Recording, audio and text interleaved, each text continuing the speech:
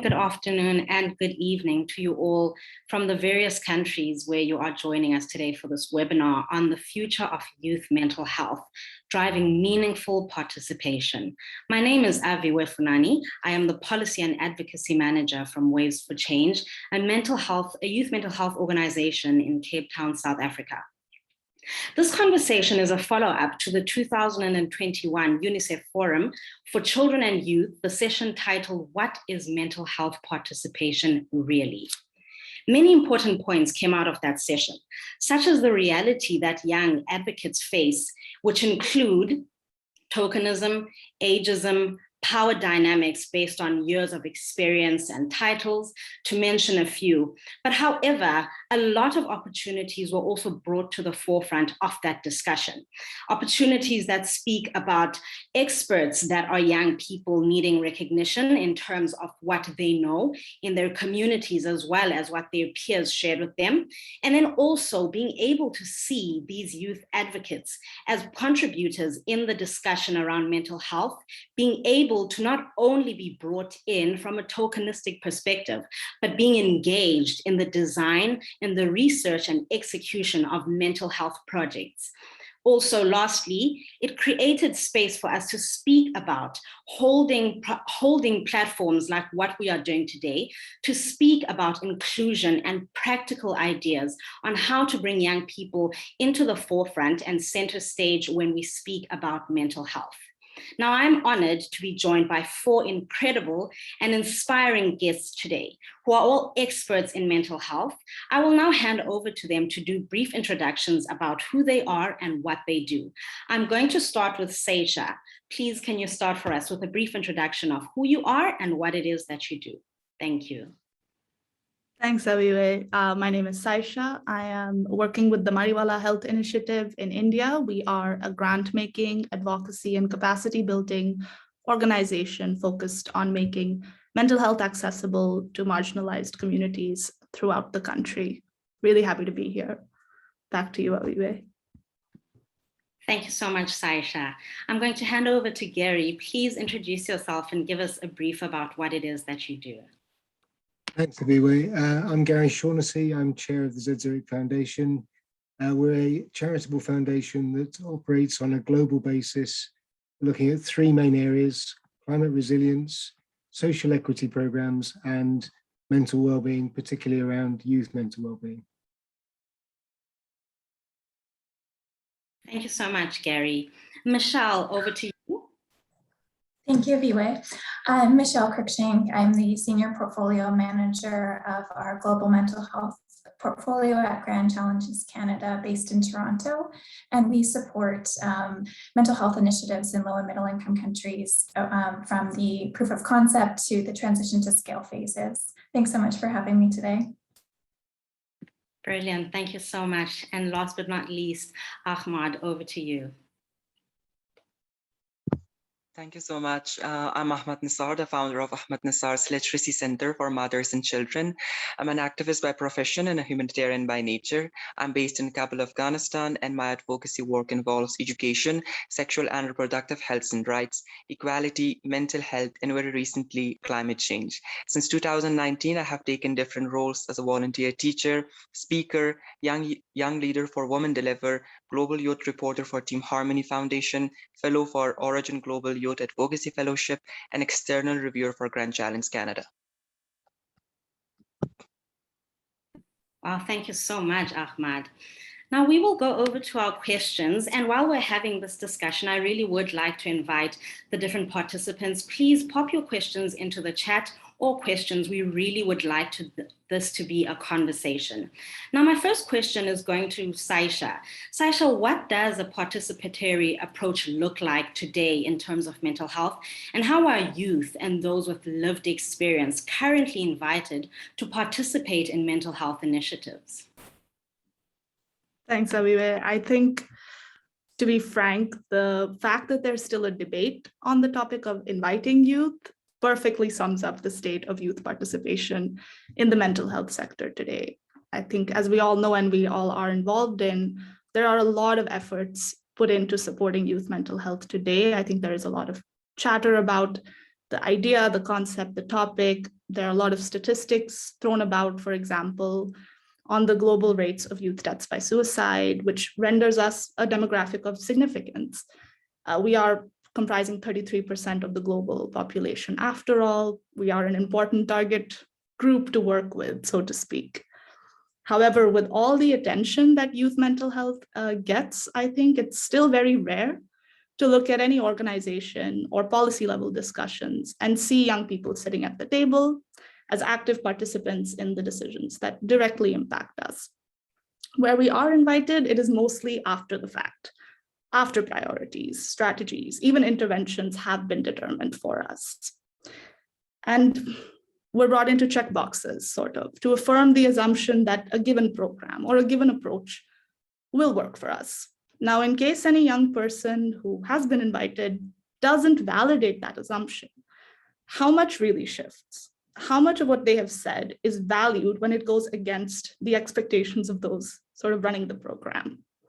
I think the other reality of youth participation today is that it's driven by ideas of a homogeneous youth, right? There's no singular youth experience on this planet, as I'm sure we all know, and therefore no single intervention or approach to youth mental health that will suffice. However, I find that youth participation on the global scale today is more focused on youth in high-income Western countries, those who might be a more convenient experience for those who are in power, sort of, to listen to, though they're certainly not representative of the diverse experiences and mental health needs of youth worldwide.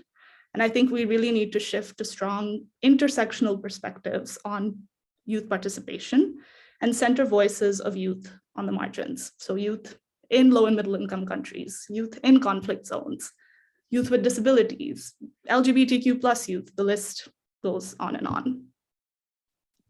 Thank you so much, Saisha, so much that you have brought out there.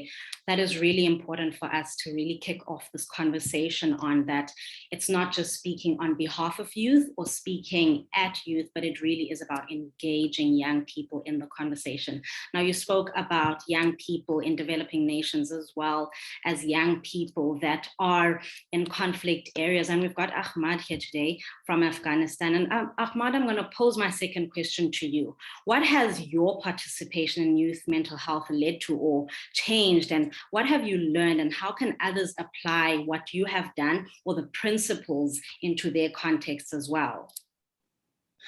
Thank you so much for your question. The idea of participation in mental health started in my school time when I needed mental health support most, but I couldn't find it. Therefore, I targeted schools as the initial place to start with and held a number of workshops in 6 schools where I linked mental health with sexual and reproductive health and rights, educational attainment, and domestic violence. During these workshops, I noticed how mental health is connected to each and every aspect of social, environmental, and economic issues, with statistics stating the loss due to poor mental health being $16.3 trillion by 2030. Regrettably, in my context, research, policy implementation, and investment in mental health remains a distant dream. And to heed the shortfalls, I did a small research on the positive impacts of having mental health support in 5 schools and used this to lobby the government and other entities for funding the cause. During this participatory process, I identified the importance of meaningful youth engagement, especially the marginalized population, because without them, a considerable proportion of the population goes unnoticed. I was lucky to join the Origin Advocacy Fellowship that provided me with the skills and resources to advocate for mental health, but most noticeably, I experienced what it's like to be meaningfully involved. With assistance of their networks, support, in an open environment, I wrote my first blog as a commentary on mental health and an advocacy letter for raising attention to the situation in Afghanistan. Subsequently, for activists to reach their full potential, their engagement must be ensured and their voices must be echoed.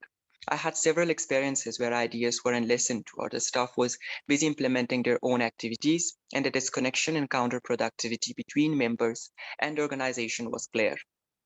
Amidst the political upheaval in Afghanistan, perceiving how poverty and lack of services are affecting the marginalized population more than anyone else made me to not only tailor my educational workshops to cater to their needs, but to also integrate accessibility, inclusion and diversity at the heart of my criteria and my role as an external reviewer for Grand Challenge Canada.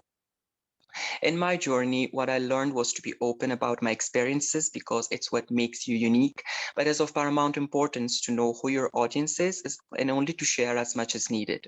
Secondly, I encourage everyone to make full use of the resources they are provided with. For instance, I fundraised myself for the workshops that I conducted, and for my research, I only asked a number of professionals on how to do it accurately. In our own capacity, the least we can do is to educate ourselves for the sake of our own mental health and that of others. And when I was in a safe shelter, I only had myself for help, but what encouraged me to carry on was the persistence and resilience inside me. And this doesn't only apply to a crisis, but in our own work and advocacy as well. Lastly, we all should be proud of ourselves for the uniqueness that makes us different from each other.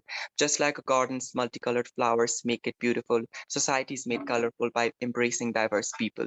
Thank you so much. Oh my gosh. Thank you so much, Ahmad, for that.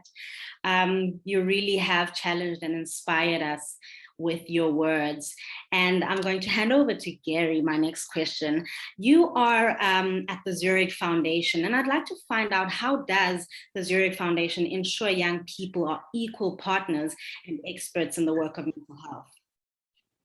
Thanks very much. And I think Saisha made a number of the points very well at the start, actually. I mean, this should be something we don't need to talk about because it's just a reality. But what we found was that there was a gap between, at one end, people deciding what the solution was and imposing it. And at the other end, kind of a broad market research of, tell us what the problem is and we'll understand it better. So where we came from was to start by being, four things really. First, start by being clear about the insight that you have, the point of view that you have, the ambition that you're trying to achieve, and that what you're trying to engage with young people upon, so that you understand whether you're dealing with something that is relevant to them and you can actually make a change happen. And in that context, the numbers are frankly really shocking. We all know the numbers are shocking, but what was particularly interesting for us was less than 1% of the health budgets in low-income countries is deployed for mental health. And the vast majority of that money is deployed for recovery, despite the fact that preemptive work, preventative work, and breaking the cycle work makes so much more difference and so much more impact. So that's where we focused our time. The second issue for us was find a partner who knows the locality, that knows the different country and can help you manage and understand and interpret cultural differences. And we've seen this with UNICEF, and we saw this with our relationship with Rugby Players Ireland, for example, in Tackle Your Feelings. Thirdly, the debate has to be relevant to young people. To engage people properly, discussion around dry mental health analysis and statistics doesn't really work. The best example for me of this is Rugby Players Ireland and Tackle Your Feelings, where what we found was the whole stigma around mental health was something that, even with more conversations going on, is still such a big barrier to making change. Rugby players talking to both young men and young women about their own experiences, their stresses, their anxieties, and what they've done about it has been incredibly effective about opening up the conversations about what you can do and how you can make change early on rather than once something has reached breaking point. This was critical in making it relevant and not necessarily talking about mental health, but talking about how people feel. And then finally, what we felt was absolutely relevant is to listen and build. So if you're going to engage with people, people need to see action that comes from that. And therefore that becomes a virtuous circle. So change gets more opinion, more consultation, gets change, and it becomes a cycle that hopefully moves to an improvement rather than a cycle that we've generally been in, which is a vicious cycle of discouragement and lack of action. Hopefully that's helpful. And it's work in progress. Brilliant points. I love that you also touched on stigma and how that work of mental health. And I think this applies to all of us, how that really is one of the biggest challenges we face when it comes to mental health. And the relevance of actually driving the conversation forward is really about how do you strategically engage young people so that the stigma or taboo surrounding the conversation itself, we begin to break it down. So Michelle, I just want to find out from you, how are you ensuring youth participation is meaningful at Grand Challenges Canada and the organizations that it funds? Thanks. I think that's a great question. And I want to start off by noting that we're always learning and collecting feedback. We know that meaningful engagement is really an iterative process. And so we look to and learn and improve each step of the way. At Grand Challenges Canada, we're really guided by the idea that those who are closest to the challenge are the best positioned to produce the most relevant and feasible solutions. And so our approach is really to focus on funding innovations that don't just serve young people, but that are led by young people. And really that approach is to provide both capital and technical support so that young people can lead the way. And I think that's an important area to think about, how there is no, as it was said by Seisha, there is no one way to move forward with supporting youth mental health. And so making sure that those who are most effective are finding the best solutions are the best, is really the best way we think at Grand Challenges Canada to move forward. And then to do this effectively, we work in partnership with young people at multiple steps of the grant making process. So this begins with really outreach and targeting youth-led organizations and innovations, leveraging our network in social media to get the word out, and choosing language in our calls for funding that highlights the desire to fund youth-led organizations and innovations. And we also provide additional support to youth applications who might have less experience in grant applications or who feel they could benefit from some guidance.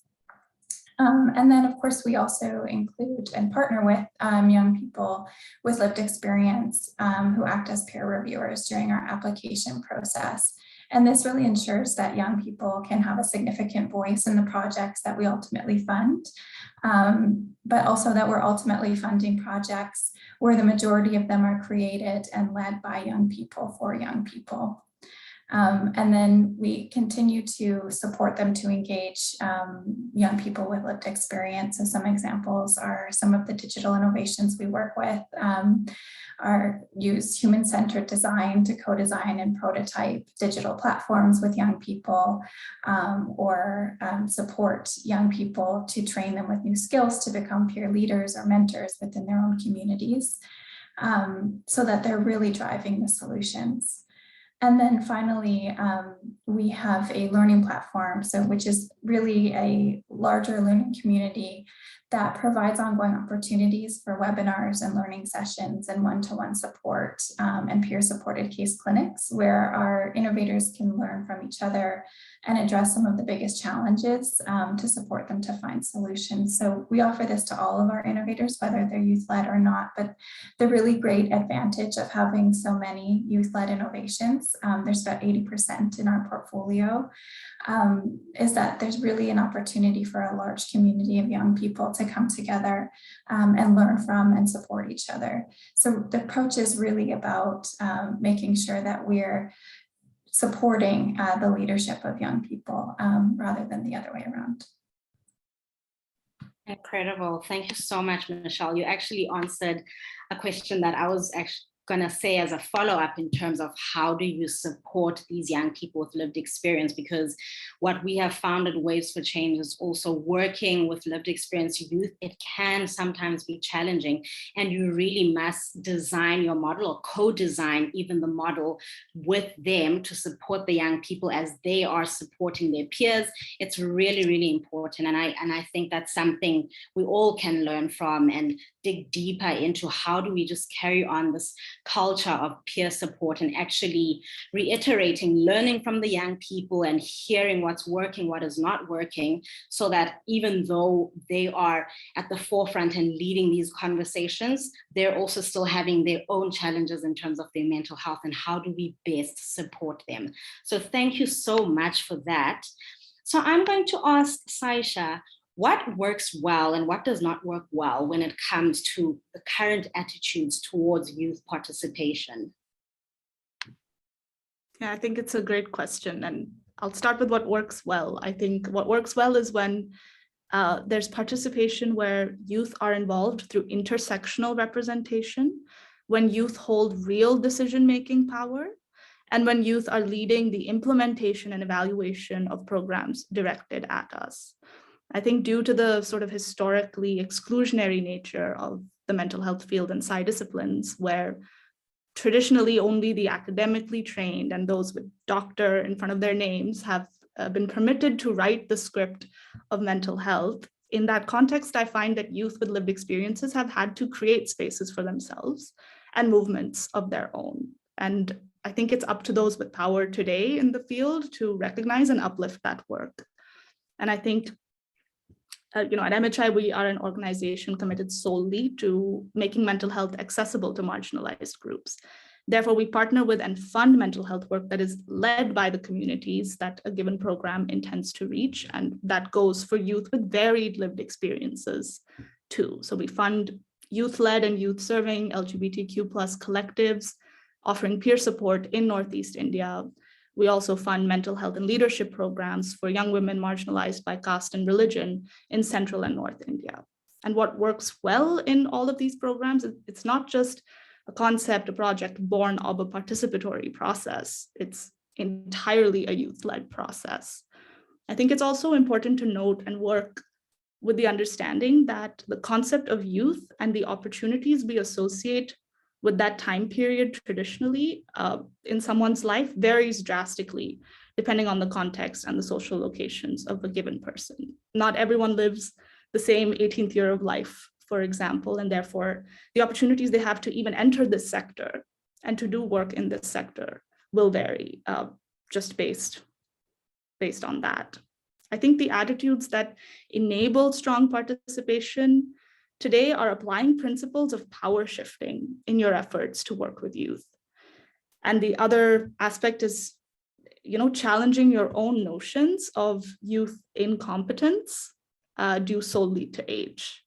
I do believe there's generally sort of a disbelief in the competency of youth in this sector, and that deters actors who have the power from moving on from the tokenistic, limited ideas of participation towards more meaningful processes. And so I do urge everyone in this space today to sort of reflect on any beliefs you might hold about youth being incompetent just because of their age and how that might actually impact the success of your participatory work and the success of your overall programs and projects trying to reach youth and discuss mental health.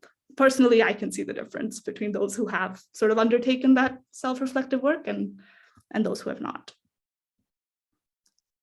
That's so interesting. Thank you so much, Saisha. I just want to have a follow-up to what you have spoken about with regards to intersectionality, with regards to youth leading in the implementation phase and in research. I think something that is so interesting, and I always think about this in our work, is do we think that even when we pose these suggestions that there is a receptive culture within academia, within corporate, within the health systems that we work? Because if the nature, the culture of the systems in which we work is not yet receptive, what does the practicality of actually beginning to engage and challenge those existing systems, what does that look like?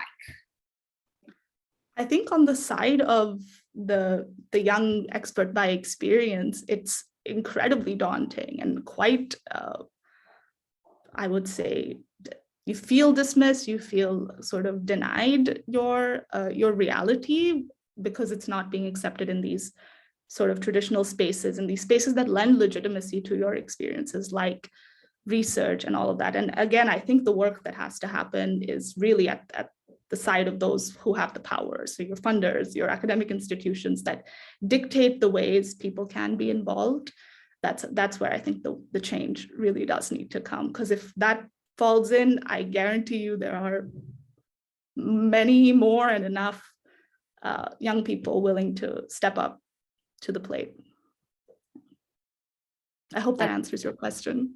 Yes, definitely. I think, yeah, what you just highlighted is, again, that shift of power. And instead of speaking on behalf of, actually passing the mic. So, yeah, I think there's definitely some form of influence that the existing power systems that be need to recognize that they have this power, and then they can shift that over to the young people. So I'm going to ask Ahmad, what do we need people to be doing to ensure active participation is central to youth mental health? Thanks again for your question. I think young people play a crucial role in advocacy, and they are essential to realizing the sustainable development goals and ensuring investment in social causes. Young people must play a central role in decision making around policies and programs that affect their lives. That's only when we can say they are meaningfully engaged. And this process requires them to be involved in all levels and stages of program, policy, campaign, and initiative development. Their participation must be supported by access to accurate and youth-friendly information, meaningful decision-making mechanisms, and fully integrated accountability mechanisms from stakeholders. It includes the integration of diverse perspectives and decision-making, especially from those who are most marginalized.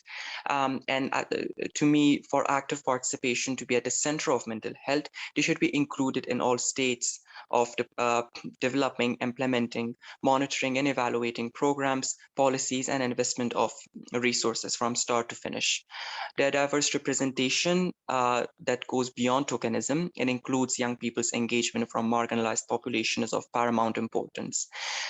Secondly, access to accurate information and training when necessary in order to effectively understand the technical contents, the political context, and the stakeholders with whom they are engaging is imperative to cater to their needs. Furthermore, entities should foster power sharing between and among stakeholders so that young people are partners and leaders rather than beneficiaries. And this happens through creating youth advisory councils and making the organizations youth-led, employing them as board members, and reserving a seat at the table for them. For the best outcomes, we must ensure that included youth have trust and acceptance and their role at the decision-making table, and they have true partnerships and opportunities for intergenerational dialogue. There is a need for data, evidence, and youth-friendly research. There is a need for media and communication tools and support, and technical and financial support and resources to more effectively fill their seat at the table. Efforts to increase the quality and quantity of active participation opportunities for young people must also include attention to power and a focus on who is in power and why, and understand how power gets used, negotiated, and reinforced in overt and subtle ways. Secondly, individuals, organizations, and entities must have an intention to shift power, as Saisha said, and be willing to renegotiate, disrupt, or dismantle power structures that exclude young people in general, and certain groups of young people in particular, from the ability to impact decisions being made about them, their lives, and their futures. In addition, experiences show that engaging young people as researchers, evaluators, advocates, and program designers can improve the quality and relevance of data collected and can increase the program accountability and support. That being said, no doubt remains on the effectiveness of active participation of youth. Thank you. Thank you so much, Ahmad, for all that you've shared.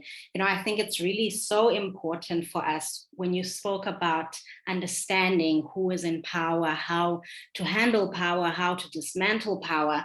I have a question with regards to young people. A lot of young people have, I think, sometimes a challenging attitude towards power. And I know in South Africa, for example, a lot of young people choose to not participate in things like the elections and voting for power because their attitude is that they will never be heard. And so how do we challenge those mindsets within young people and getting them to understand that they actually do have a level of power? And as much as we want to hold existing or older generation of power accountable, but how do we also encourage young people to see that they have a level of power? Well, I think this only happens when you provide them with the resources in order to effectively do this, and when you allocate a space for them to share their opinions and voice out their concerns.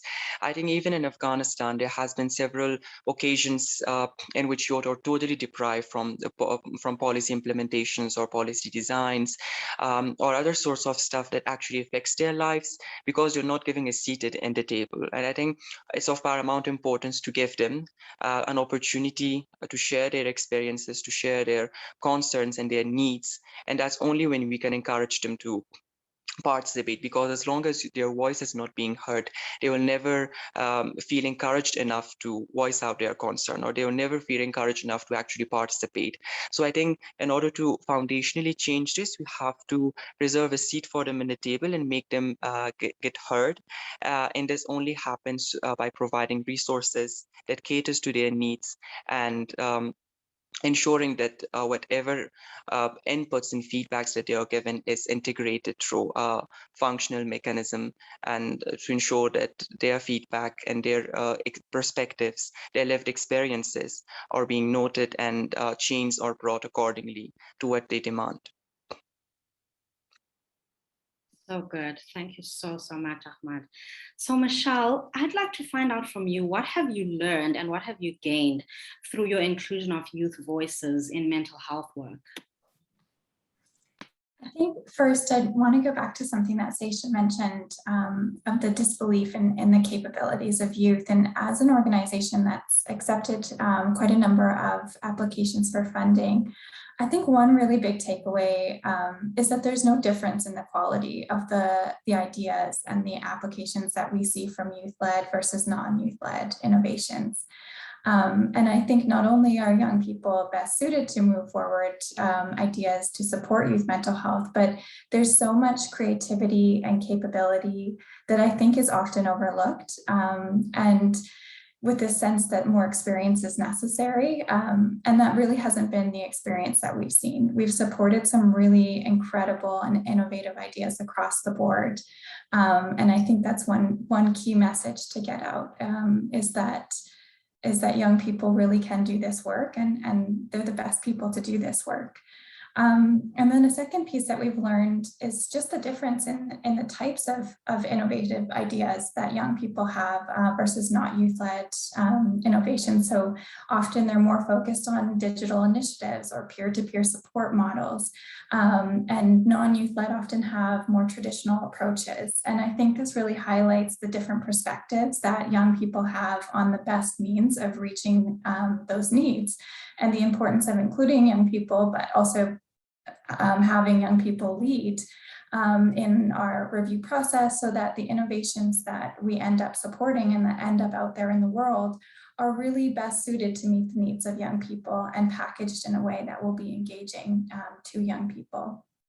And then I think the final message is really that supporting young people to lead the way works. And we're really early in this journey and we have a lot to learn, but we're seeing so many really innovative solutions that will actually tackle the issue because they're led by youth and the ideas are from youth. And I think that's the most important thing that we can realize is that this is the best way to move forward. And there's really no difference in the abilities between youth and non-youth-led organizations.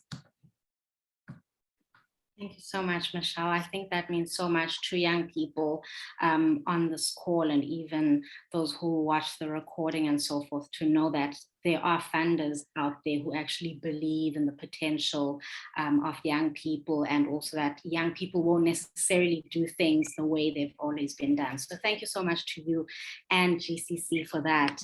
So Gary, I'd like to find out, what can organizations do to ensure participation in culturally competent and embedded into practice? What can organizations do to ensure participation is culturally competent and embedded into practice? Thanks very much. I mean, I said at the start that the Zurich Foundation has 3 pillars. Actually, 2 of them go very closely together on the basis of the discussion we've just talked about. Social equity and well-being, mental well-being, I think go hand in glove. And what we need is more opportunity and ways of realizing that opportunity. And programs like Junior Achievement that we support in Spain are, I think, a great example of bridging that divide. We're on a journey. I mean, the reality is it's very difficult to be sure whether we're taking all the right steps and all the right order to make sure that we've engaged young people in the right way and the most effective way. What we've done, though, is try to make sure that we don't pretend mental well-being is only a problem of young people, only a challenge of young people. And actually, we have 60,000 employees across the world. And one of the things that we've done is focus on how do our employees talk more about the issues of well-being and what they can do to change the stigma that resides with it, the openness that goes with it. And therefore, that puts them in a position where there's a greater degree of understanding of their challenges, but also the challenges that are seen in many, right the way across the world, frankly.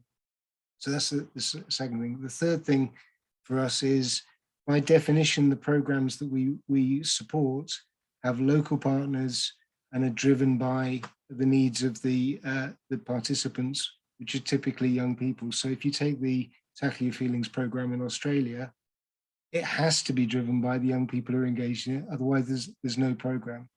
And we can't resolve all the balance of power between one group and another. But what we can do is make sure that the impact is driven by the beneficiaries and the young people involved. And that I think is teaching us a lot as we go through. The final thing I'd say is a real challenge for us is to learn to speak a different language. And to be able to speak the language that a new generation are considering, not just as language, but media and the way that people think about the changes in the world today. For people like me, that's actually quite a challenge and quite a learning experience. And the best way to do that is to just try and be as open as possible and to choose partners who also are willing to challenge us and make sure that we don't become comfortable with our assumption that we're doing the right things just because we're doing them for the right reasons. I hope that helps. Yeah, thank you so much. You know, what I can pick up from what you have said is really the process of unlearning and relearning. And I think I just want to find out from you, I'm curious, Gary, how is it that, or can you mention one thing that in your journey have you had to unlearn and relearn something new? So what, maybe there are other people who also would like to find out, like, how do I unlearn and relearn something new that will add value to the journey?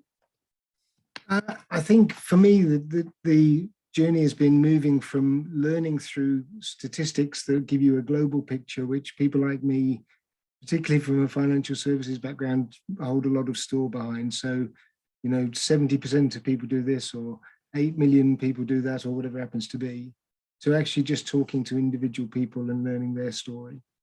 Because the reality is everyone has a different story, everyone has a different experience. And it's only by sharing and understanding individuals that you can progress and move forward. And I've seen that some very brave people would be willing to share their stories, their vulnerabilities. And that's something that has been very powerful from my perspective, and gives me great confidence that we can make the changes that we need to make. Thank you so much, Gary. I love that. It's something that I personally have been really passionate about, working in the nonprofit spaces. We speak so much about statistics. We speak so much about percentages and numbers, and we forget that these are not just numbers floating in the sky. We're talking about individuals. We have people who are maybe the same age, might come from the same area, might have the same background, but are totally different. And that's so important, because I think as we co-create and design different projects on mental health, it's really important for us to keep that in mind. So thank you for that lesson. And I think it's something we all can really learn in this process and in the journey. So now we're going to hand over and start going into some of the questions that have come through from our participants from different parts of the world. And I'm just going to scroll through and find So our first question is to Gary. And the question says, Gary made a great point about prevention. What actions do the rest of the panel think would help best prevent poor mental health? So Gary, you can start us off and then we can go to everyone else. And yeah, please let us know, what are the actions do the rest of the panel think would help in terms of prevention and in terms of poor mental health? I'll start us off from Gary and then we can go around. So the way we've looked at prevention has been very linked to the issue of stigma, as I say, and particularly finding ways through role models to open up the conversation and make it safe for people to talk about their feelings, their experiences, etc.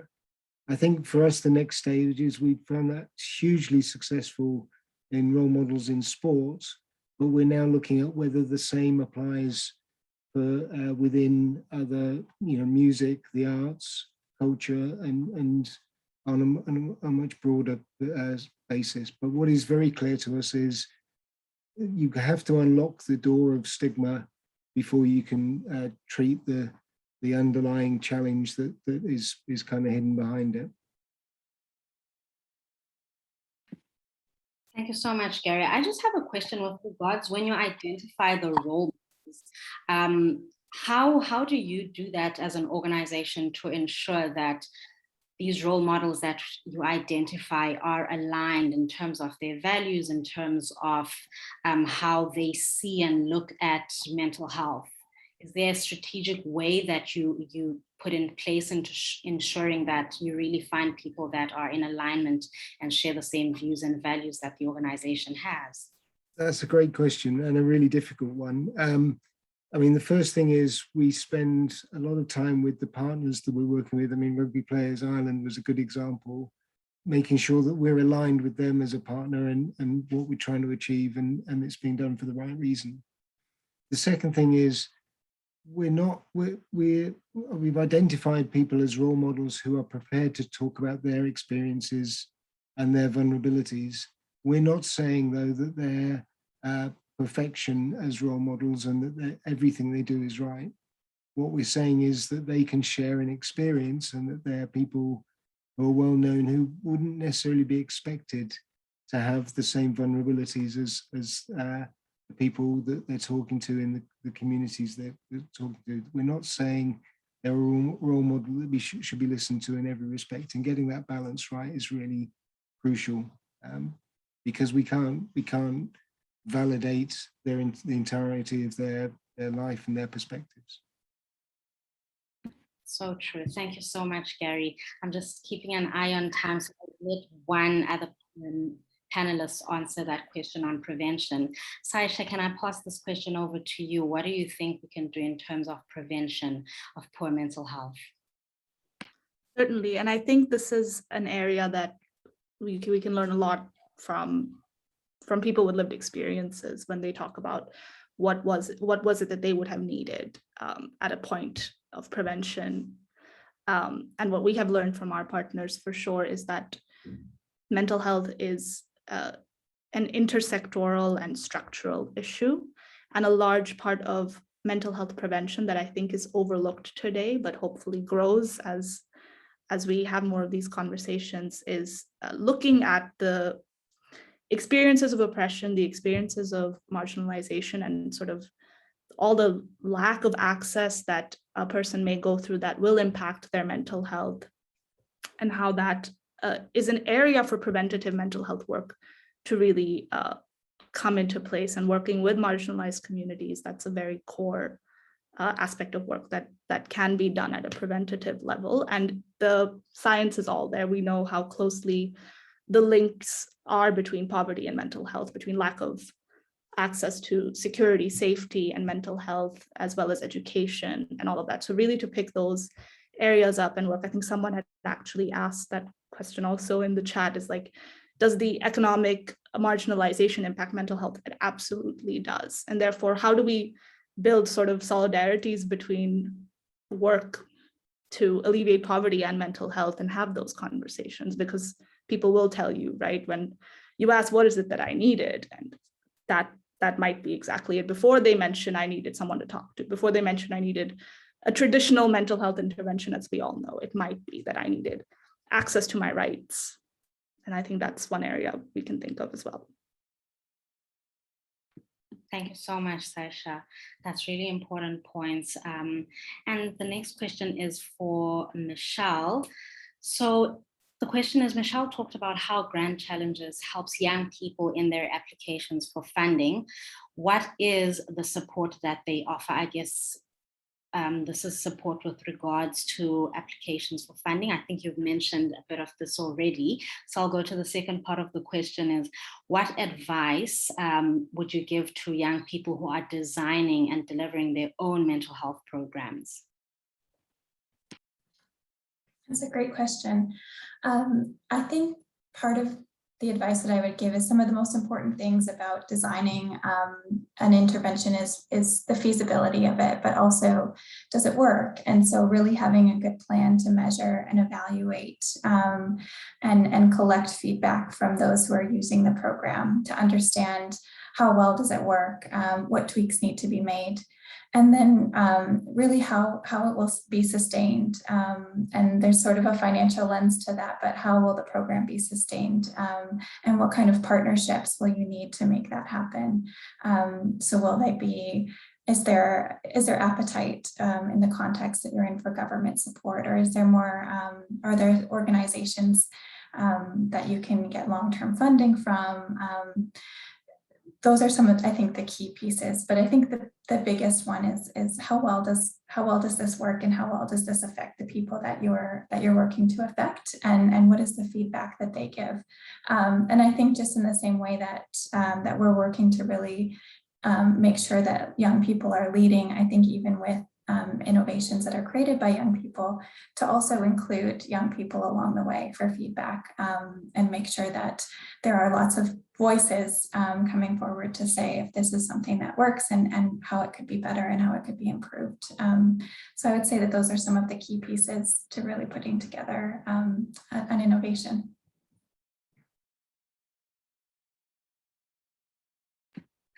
Sorry, I was muted. Thank you so much, Michelle, for that. And the next question I'm going to hand over to Ahmad.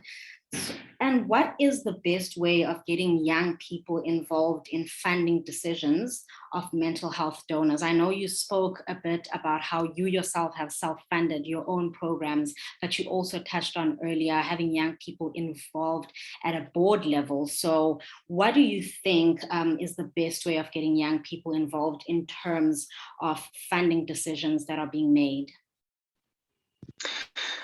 Thank you so much for your question. I think one of the best ways in order to involve them is actually to, again, it's a question of using a participatory approach and meaningfully involving them, and the design, implementation, and evaluation of the program. And other ways, personally for me, I think what has worked is that I have been trying to link mental health with several different issues. For example, mental health with climate, mental health with sexual and reproductive health and rights. And apart from this approach making it very innovative, it also puts the light on how multidisciplinary mental health actually is. So for me, what has really worked is trying to talk about all the benefits that comes with investing in mental health, and also talking about the losses that occurs when we don't invest in mental health. And so this is one of the ways in which I try to get funding. But other than that, I think I link mental health with several different social, economic, and environmental issues, which really put a daunting effect on the mental health of people. For example, climate change in Afghanistan recently have taken lives of thousands of people, and it leads to poor mental health as well, because we obviously know that being in a natural setting or having a clean and green environment is a basic right to everyone, right? And what we do, for example, is that we link all these different social, environmental, and economic aspects with mental health. And that's one of the ways that I get funding. But apart from that, in order to foundationally bring change, it's important to always make the innovations or the application criteria, for example, informed by the perspectives of young people. And most importantly, to have young people, especially those who are marginalized in the decision-making process. So again, it actually boils down to making this a participatory approach and involving them in the process. Thank you so much. So practically engaging.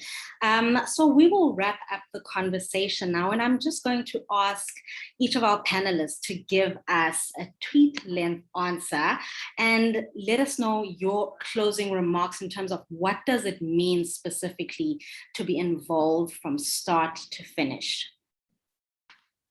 Can I start with Michelle? Sure. So I might go back to something I said a little bit earlier through my tweet, but it would be that those closest to the challenge are best positioned to produce the most relevant and feasible solutions. Thank you so much. Saisha?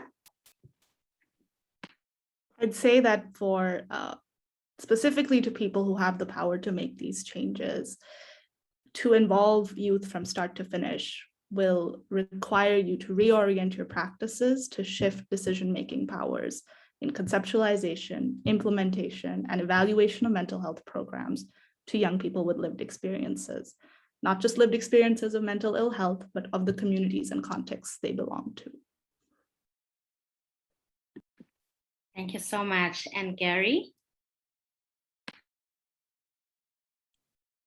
I think for me, it's the start is raising the issue. The next point is debating the issue. And the next point is acting on the issue. And then making that generation forward again and again and again. Brilliant. Thank you so much. Ahmad? Answering this question from another angle, we shouldn't only be passive recipients of the information that's getting imparted, but we should actually implement the strategies that are proposed by young people. And this includes enabling young people to provide meaningful input to the content of the activity and structuring the issues that's being addressed to be relevant to their concerns, needs, and aspirations.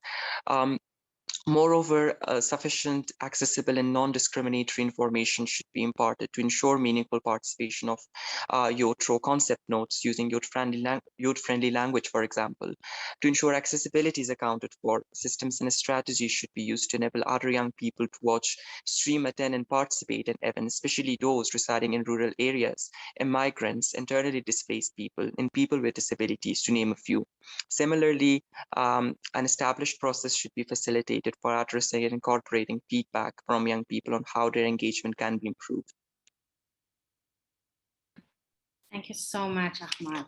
So from my side, thank you so much to everyone that has joined, and thank you to all the panelists. We've really learned a lot from you all in terms of what practical engagement of young people looks like and how do we continue to drive not only the conversation forward, but actually the practical implementation of the processes forward. And I think there's so much hope and so much potential for youth mental health.